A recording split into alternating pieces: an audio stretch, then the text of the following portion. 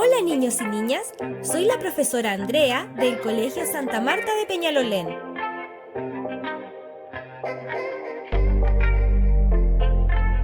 El día de hoy les traigo un desafío.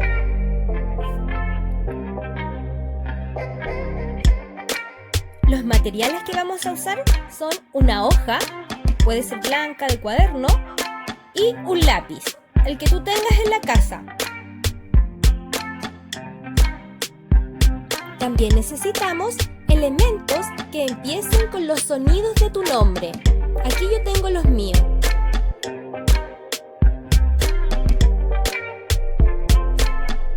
Mi nombre es Andrea.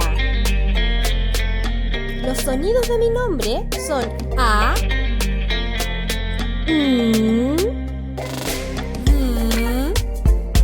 R, E, A. Andrea.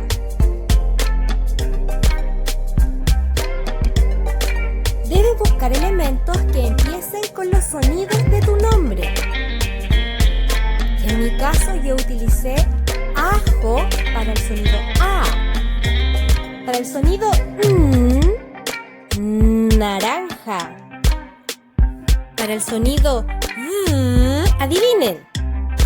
Dado. Muy bien. Para el sonido regla.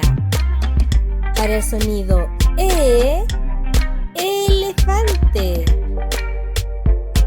Y para el sonido anillo.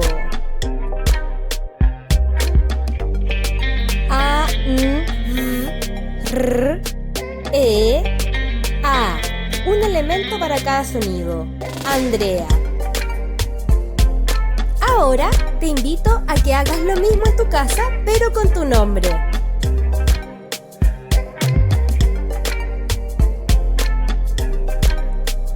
Todos los niños y niñas que cumplan el desafío ganan una estrellita.